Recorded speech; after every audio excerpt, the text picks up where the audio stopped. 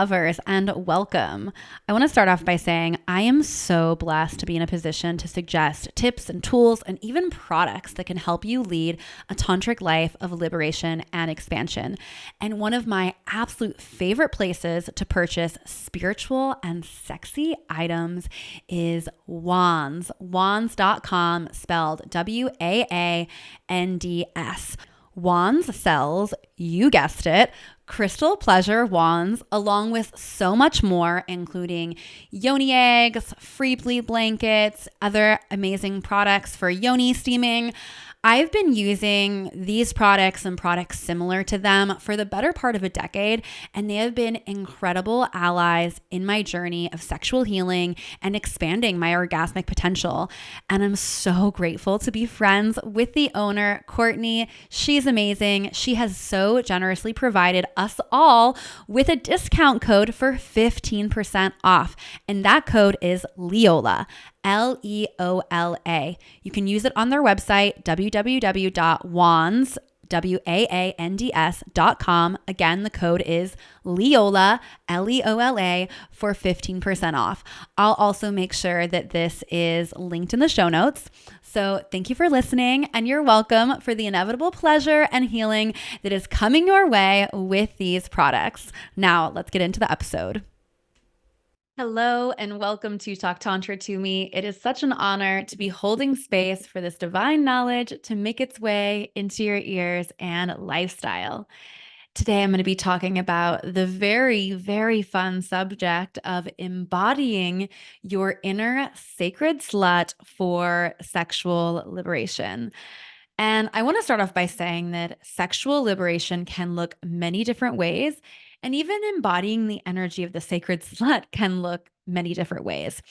But sexual liberation specifically, to some may look like being very chaste, and to others, it might be celebrating wildly and erotically. And to me, it's really all about intention.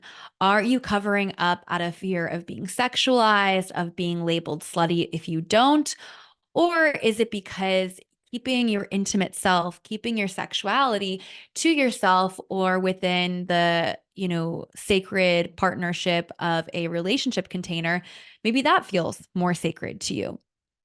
Alternatively, are you publicly sharing your eroticism? Are you displaying your sexuality to the masses just for ego, just for attention, or maybe even out of a fear of commitment? Or are you using your erotic expression to celebrate and to share your abundance of life force and self-love to inspire and to awaken others to their sexuality? Because at the end of the day, there is no right or wrong way to express your sexuality.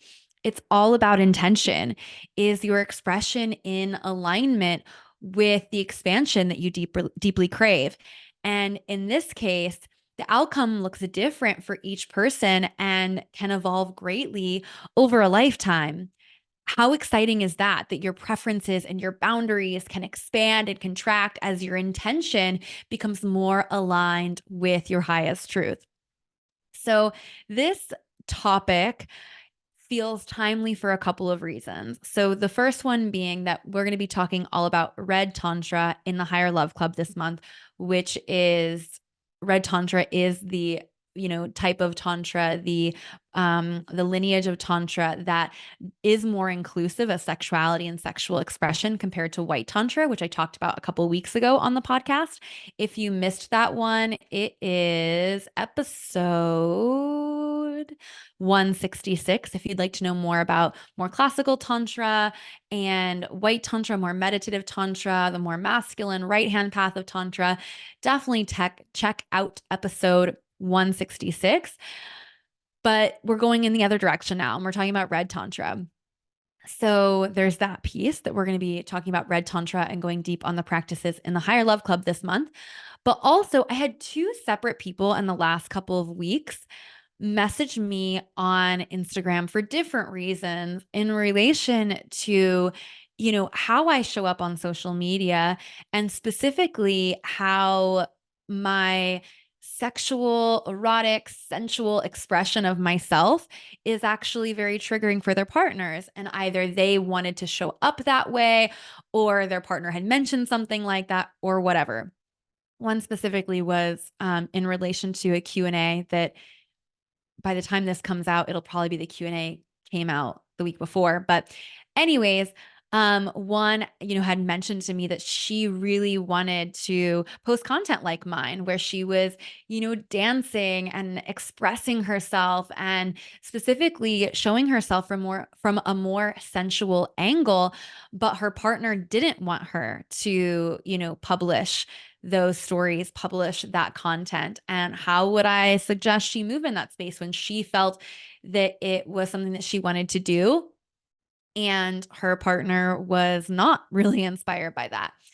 And my answer to her was that it's all about intention. And I've already started to speak into this, and we'll get a little bit deeper into the intention of, expressing yourself more sexually, whether it be, something as simple and possibly, what's the word? Um, Innocent as like posting a photo of you dancing sexy versus like actually going out and having sex with lots of people. Um, but what I came to with her was, and Andrew actually kind of helped me frame this as well, to be honest, because he's also I had kind of given her my answer, and then I also gave my answer, his answer, and I'll share his answer first, actually, because I think that it's really powerful. But he had said she knows what's in alignment with her consciousness. And basically, that means she knows what her intention is for sharing that content. And the idea is like, are you sharing this piece of content to get more followers, which isn't a bad thing inherently, but are you using it to get attention, which isn't a bad thing inherently? Like, that's why we're all on Instagram. We're all on Instagram to get attention. But even more importantly, what if her intention was to be evidence for other women? What if her intention was to fully unite her sacred spiritual self with her human sensual self? We all came to this earth through the energy of sexuality. What if she was using this content as a way to honor that and to be an expression of that, right? And that is how, really embodying this energy of sensuality and sexuality and even sacred sluttery or holy horrory can be really empowering. So I also shared with her a story from Andrew and I's relationship, and the whole story is on the podcast. It's high vibe relating. I don't know if it's in part 1 or part 2, but it's a 2-part series, which are episodes 97 and 98 of this podcast. But it is an episode where I bring in Andrew, my husband. At the time, we had just been dating for a couple of months, and we talked about what it was like at the beginning of our relationship to be relating in a tantric way. And specifically for him, like, what's it like to date someone like me? And the story that I'm specifically alluding to is, we were just, figuring out our dynamic. He invited me to go to church with him. I put on this like beautiful red dress that makes me feel like a priestess. It shows a little bit of skin. It's a little strappy. I put a little shawl over it. And he basically told me that I couldn't go to church in that outfit. And I was aghast. There was this piece of me that felt like really judged in that moment, which it's ironic because you go to church and you're learning to not judge and you're learning to be accepting of all people. And I'm being told that I can't wear something that to me makes me feel sacred and makes me feel like Mary Magdalene or a priestess in the temple. And I'm going to a place of worship. I want to dress like my inner priestess. Hello. And he was super triggered. And in the end, he said to me, I'm just not going to go to church anymore today. And by the way, I'm not a churchgoer. I hadn't been to church in 15 years. It was a big edge for me to say yes to going to church with him, but I wanted to honor him. I wanted to, invest my energy in this relationship and do something that would make him feel, important and loved and prioritized. And so when he said he wasn't going to go to church with me anymore, because I was in that outfit. And in fact, he wasn't going to go at all. I said, okay, well, I'm going to go to church then. So I ordered an Uber and I rocked up to this church that I had never been to before, having not been to church in 15 years, and sat down in the back, had my experience, which I share more about in that podcast episode that I mentioned. I walked out, and when I walked out, he was there. And he gave me a hug and he apologized and he said, you know what? I took some time and I thought about where God landed in all of this. And I found that it really wasn't with me. And and that this was a moment for me to consider how my conditioning and judgments and shame was being projected onto you. And what does that say? What does that say about what it means to embody sensuality and to embody our highest self, especially when our highest self has a sexual tone to it or a sensual tone to it? To me, what it's saying is that it will probably trigger people. And that's not necessarily a bad thing. Triggering people is inviting them it's inviting them to look at, you know, their past trauma, their belief systems, their shadow, really. And they might, look at that shadow and still decide to have the same judgment of you or to not be in alignment with the action or way of being that you are sharing. But at the very least, you're giving them an opportunity to really look at, where is that coming from? Is it truly me that feels that this is an inappropriate outfit for church or for worship? Or is it my conditioning? Or is it some story? Or is it whatever? Right. And so in the end, when we are triggering people with our sensuality or sexuality, we are actually calling them forth. We are calling them forth into a higher love. We are calling them forth to look at the parts of themselves that are still shaming themselves for their sexual expression or their sensuality. So that is the power of this. That being said, again, your expression of your sensual sexual self can look many different ways, and you get to find how that expression is going to look for you specifically.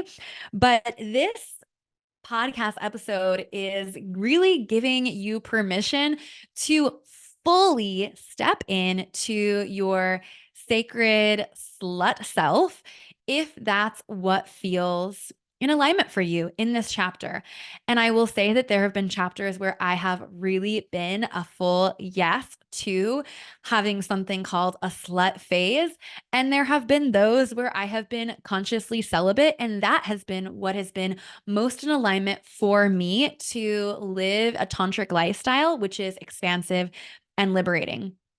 So, as you embark on your healing journey in reclaiming your sexuality, you maybe feel called into a hoe phase or a slut phase of sorts. And the much esteemed Urban Dictionary defines a hoe phase as follows: a phase in your life that occurs frequently when you are fine with exploring promiscuous activities and connecting with random people. These activities do not always end in sex, but can lead to it. You have a high tendency to dance provocatively with strangers, be a tease in social settings, flirt nonstop, kiss and or make out with others, get caught up in the moment.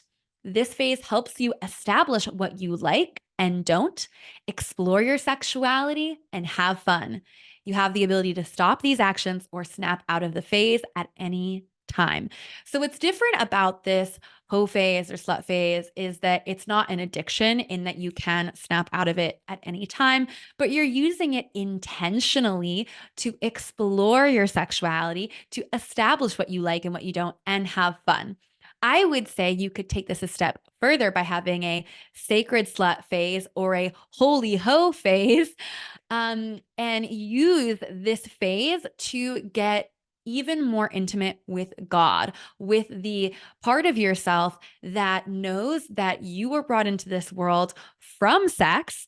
And by exploring sexuality, you could actually explore your relationship to God, to your higher self in the process.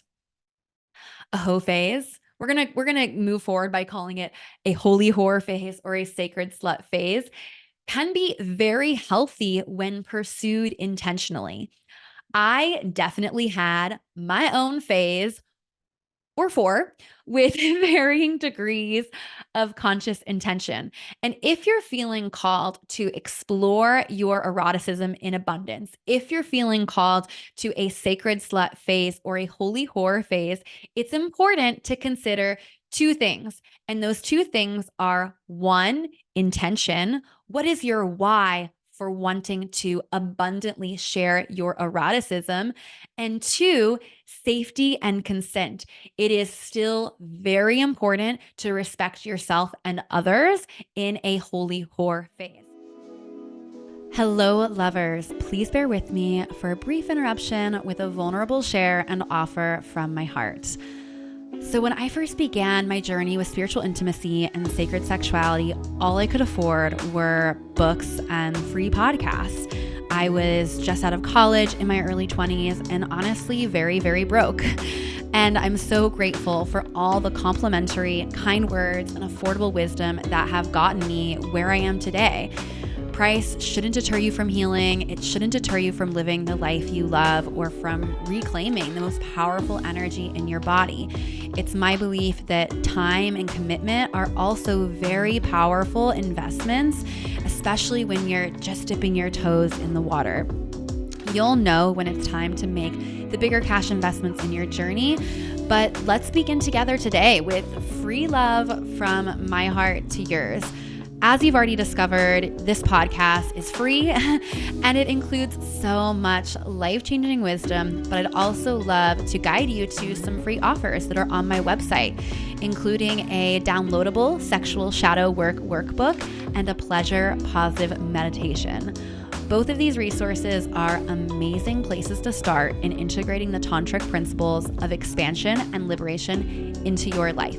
And you can access these at www.talktantratome.com/free or find a direct link in the show notes. Now let's get back to the episode. So let's go a little deeper into these two pieces. One, intention. What is your why for abundantly sharing your eroticism? My favorite intention for a hoe phase is to honor the divine magnetism I feel with another, trusting there are cosmic lessons with each person I share chemistry with. I also desire to share my perspective of sacred sex with many, like with as many as possible, which can be done very effectively by actually introducing them to my sex, to having sex with me, to having sexual interactions, to having sex with my husband in front of other people. Now, this isn't the only way to explore my perspective of sacred sex. The podcast is another way. Talking to my girlfriends is another way. Posting like photos of my butt with cute quotes on top of it is another way. Um, but this is one way that I might rationalize, if you will, a sacred slut phase. And I love using holy whore phases to focus on my own healing and self love while still getting my needs for intimacy met, right? It is important to be aware of the shadowy desires of external validation at the same time. It's important to be aware of any fear of deep commitment or lack of self worth in the process, because these things can sneakily coexist alongside your high vibe intentions for having a sacred slut phase. So really being, in a space where you're super intimate with yourself and your shadow is going to be really important to fully take advantage of a sacred slut phase safely and effectively. But again, I really do love using these sacred slut phases to focus on myself, to focus on my relationship and the depth of intimacy with myself while still, having some intimacy with someone else in a way that nourishes my relationship to myself. And while I'm focusing on my relationship to myself, I'm still able to connect with myself sexually with others and give myself that grace so that I'm not like starving for interaction, if that makes sense.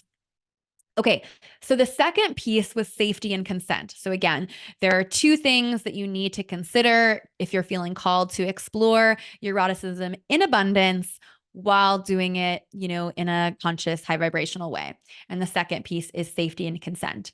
It is still really important to respect yourself and others throughout your holy whore phase, which means consciously communicating your intentions and your sexual health status.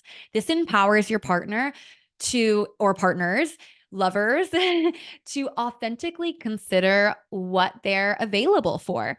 So, safety and consent. If you're going to be connecting sexually, intimately, sharing fluids with lots of different people, it's really important that you are, tested for STIs regularly and that you have conversations with your partners and potential partners about what they were tested for, when, what the results were, etc. And there is a conversation about this, like how to have safer sex conversations, how to talk about these things. It's episode 109 of the podcast. It's called Safer Sex Convos.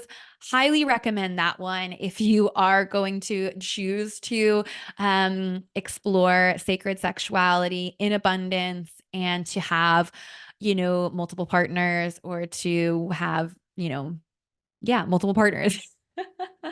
To be swapping fluids with anyone, really, not even to have multiple partners, because you could even connect with one person, but they could have many partners and they may or may not be having these conversations.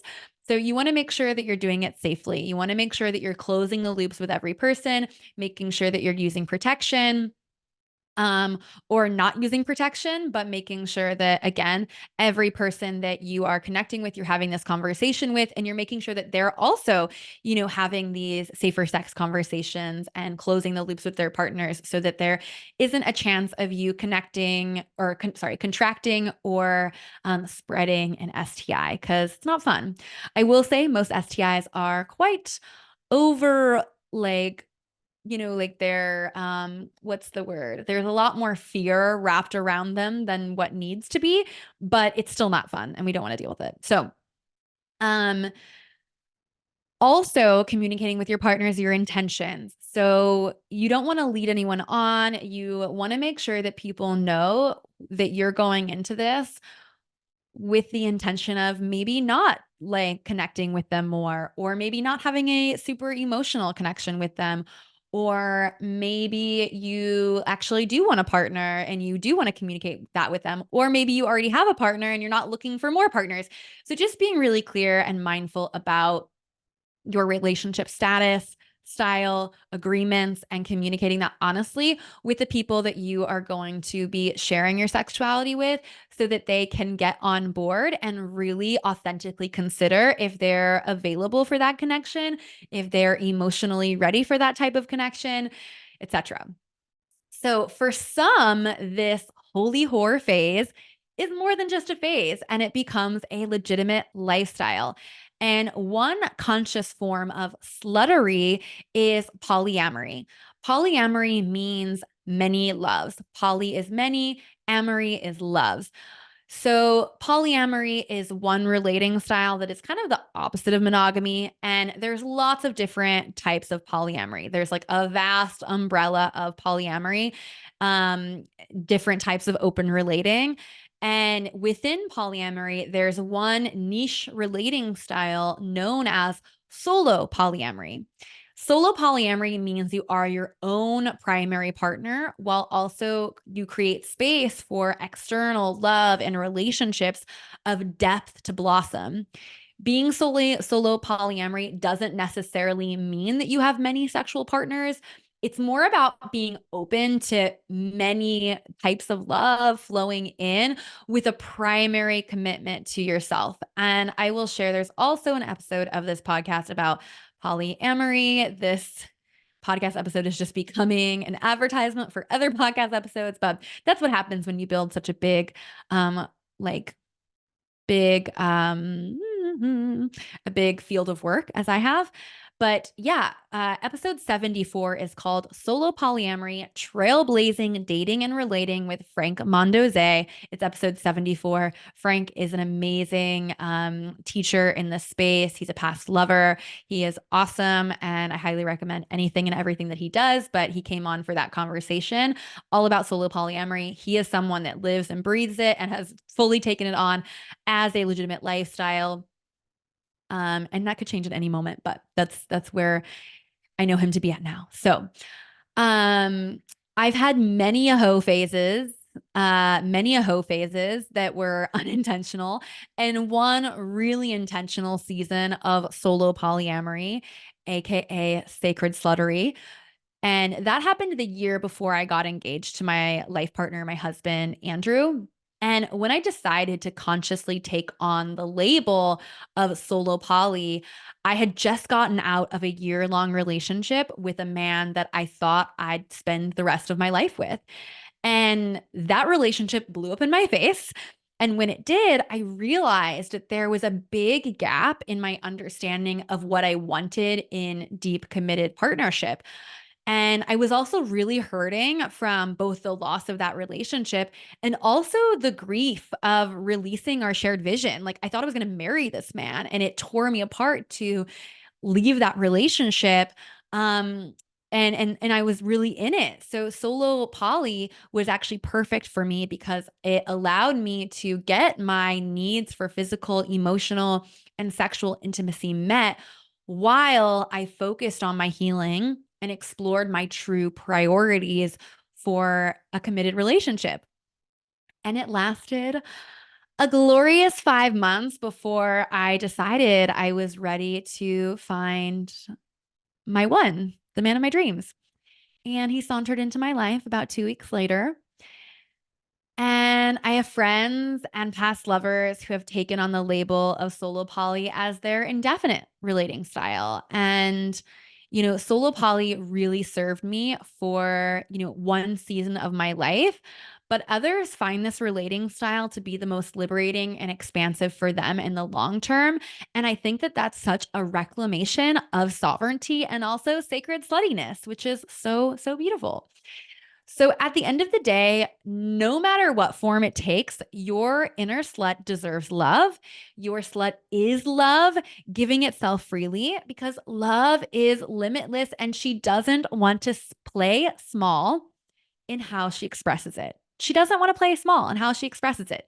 Your slut is love, giving itself freely because love is limitless, because love is limitless, she doesn't want to play small in how she expresses it. There were lots of P's and S's in there. And I was like, I need to repeat this so that it hammers in, but then I just messed it up again.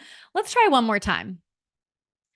At the end of the day, no matter what form it takes, your inner slut deserves love. Your slut is love, giving itself freely because love is limitless. She doesn't want to play small in how she expresses it. I spent most of my life questioning whether my full range of sexuality is lovable. Years of conditioning and societal trauma of slut shaming gnawed at me like an irritating parasite. And I worried men would not commit to me because of how generously I overflow into the world and because of how easy it is for me to see the best in others and want to love them for all of it. And many men wanted to own my love as well. And I also worried women would ostracize me and blame me for loving their men too openly. I feared they'd feel threatened by the fullness of my expression. And at the end of the day, I let that shit go. I let that shit go in favor of spreading the love and gospel of sacred sexuality. However, healing our sexuality doesn't need to look like a broadcast to the masses. Healing our sexuality doesn't need to mean, posting about Tantra on Instagram. It doesn't need to be talking about nudity as not inherently sexual. It doesn't need to talk about, it doesn't need to look like healing our sexuality doesn't need to look like talking about sacred slut, being a sacred slut, anything like that. it could be the exact opposite. Healing our sexuality could mean something completely different. It could be conscious celibacy, or it could be something in the middle. Many people do feel called to the opposite of sacred sluttery, known as conscious celibacy, in their path to sexual liberation, in their path to sexual healing. And there's a whole episode about conscious celibacy on the podcast. I did a season of that, and it is episode 86. Episode 86 of the podcast is all about conscious celibacy. If you want the other side of this conversation, go there. But at the end of the day, it's not my job to tell you what form of expression is going to be most liberating for you, but instead to help you discover it for yourself, to ask the right questions and show you evidence of different ways of being, and to be your divine mirror in figuring out what lifestyle and sexual expression is going to be the most expansive and liberating for your current iteration of self, or the iteration of self that you are jonesing to step into, the iteration of self that is closest to your highest self. If you're feeling called to go deeper into the sexual side of Tantra, exploring sacred union and sexuality for spiritual expansion, this month in the Higher Love Club, we're going deep on the subject of Red Tantra, AKA the left hand path, AKA the lineage of Tantra that is more inclusive of sexuality. We'll be learning about the history and evolution of Red Tantra and Neo Tantra, as well as some rituals and practices of Red Tantra that you can do by yourself, with partners, and even in group settings. So if you're not aware, the Higher Love Club is my online community, my online membership where you'll discover, inspiration and tools to awaken your senses, ignite your soul's purpose, and embrace a love that transcends the boundaries of the ordinary. We delve into mysteries of Tantra, sacred sexuality, and self-love. It is so, so beautiful. It's such a growing, gorgeous place. It's co-creative. Each month inside the Higher Love Club is kind of like a mini course. It has a different theme. We do a live workshop. We have an engaging video lesson, a workbook, rituals, a book club, all kinds of things each month inside the Higher Love Club. And the awesome thing is that as soon as you join, you not only get access to all of the current content, but you also get access to past content. You get access to the vault, which means that you get all these other little mini courses from past months as well, as soon as you join. And it's at an incredible price. It's currently less than $50 a month. Or for if you join for the whole year, you get an even lower price, like per month, how it's priced out. And you get access to the Turned On by Life course for free. The Turned On by Life course is kind of this is like the best overview of how to build a tantric lifestyle for yourself. It's incredible. It's kind of a self-paced course, but it's meant to be done over 4 to 5 months. It's incredible and gorgeous. And you get it included in Higher Love Club if you join for the year, which is kind of like getting buy one, get one free. You're kind of getting 2 for the price of 1, which is a really good deal, if I do say so myself. And on top of that, if you're a woman who would like to learn to facilitate these rituals, if you'd like to learn how to facilitate, tantric coaching and hold immaculate space for things like sexual trauma and shadow work, and to, just embody God and bring that knowing to the people in your life to seduce the world into a greater good, I recommend checking out the Pleasure Priestess Initiation. This is a high-level mastermind for women who are devoted to mastering the energy that made you, AKA your life force energy. And in ancient times, there were leagues of women initiated into such mysteries of pleasure.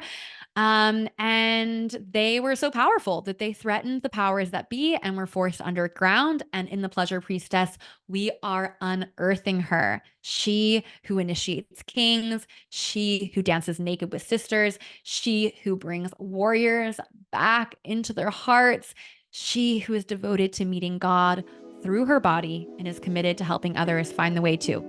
So Both the Pleasure Priestess and the Higher Love Club can be found in the show notes or on my website, www.talktantratome. Click the Work With Me tab. You'll see all the different ways to work with me because there are many ways to play in this space. But you can specifically find the Pleasure Priestess and the Higher Love Club there. All right, lovers, thank you so much for opening yourself up to this fun, sacred, sexy, taboo topic of the holy whore phase, the sacred sluttery. With so much gratitude and love, have a sexy and spiritual day, and I'll catch you next week on Talk Tantra to Me. Ta-ta. Oops, just kidding. Still here. I have one last thing for y'all. I want to say that the internet is a really, really special place. It's why we're all here right now.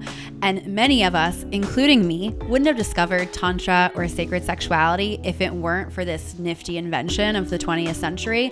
And almost none of you would have found my work and my vision without it. I love the internet, and I deeply desire to expand beyond it, to experience more real life love, community, and connection.